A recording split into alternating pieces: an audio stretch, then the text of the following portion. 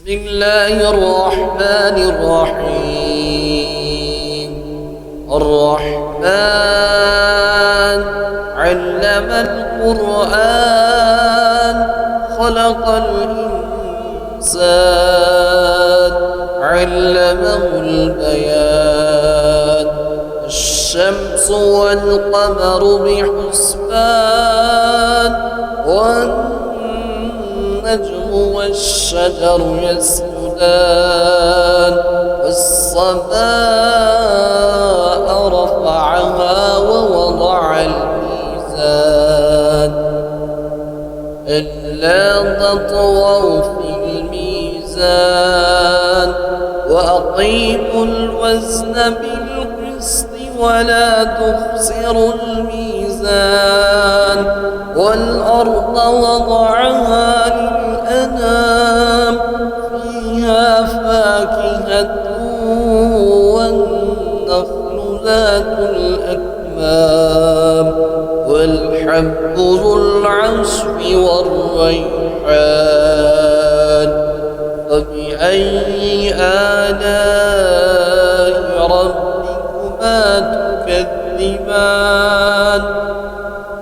خلق الإنسان من صلصال كالفخار وخلق الجن من مارج من نار. فبأي آلاء ربكما تكذبان؟ رب المشرقين ورب المغربين. فبأي آلاء ربكما تكذبان؟ مرج البحرين يلتقيان بينهما برزخ لا يبغيان. فبأي آلاء ربكما تكذبان؟ يخرج منهما اللؤلؤ والمرجان. فبأي آلاء ربكما تكذبان؟ وله الجوار المنشآت في البحر كالأعلام. فبأي آلاء ربكما تكذبان؟ كل من عليها فان ويبقى وجه ربك ذو الجلال والإكرام. فبأي آلاء ربكما تكذبان؟ يسأله من في السماوات والأرض كل يوم هو في شأن. وبأي آلاء ربكما تكذبان؟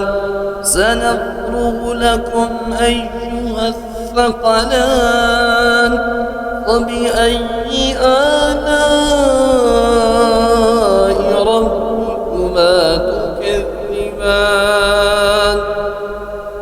يا معشر الجن والإنس إن استطعتم أن تنفذوا من أقدار السماوات والأرض فانفذوا لا تنفذون إلا بسلطان. فبأي آلاء ربكما تكذبان؟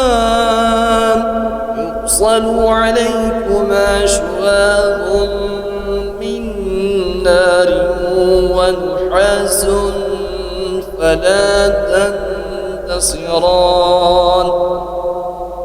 فبأي آلاء ربكما تكذبان؟ فإذا انشق وانشقت السماء فكانت وردة كالدهان فبأي آلاء ربكما تكذبان فيومئذ لا يسأل عن ذنبه إنس ولا جان فبأي آلاء ربكما تكذبان يعرف المجرمون بسيماهم فيؤخذ بالنواسي والأقدام فبأي آلاء ربكما تكذبان هذه جهنم التي يكذب بها المجرمون يطوفون بينها وبين حميم آن فبأي آلاء ربكما تكذبان ولمن خاف مقام ربه جنتان فبأي آلاء ربكما تكذبان ذواتا أفنان فبأي آلاء ربكما تكذبان فيهما عينان تجريان فبأي آلاء ربكما تكذبان فيهما من كل فاكهة زوجان فبأي آلاء ربكما تكذبان متكئين على فروش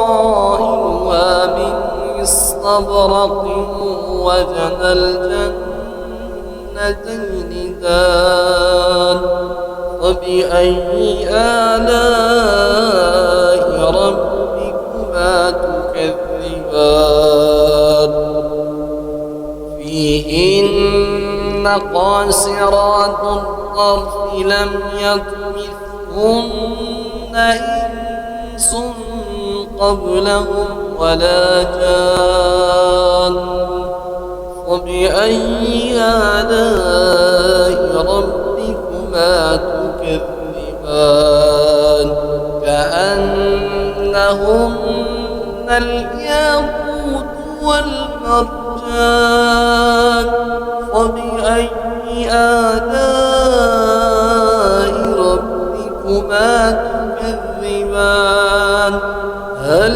جزاء الإحسان إلا الإحسان فبأي آلاء ربكما تكذبان ومن دونهما جنتان فبأي آلاء ربكما تكذبان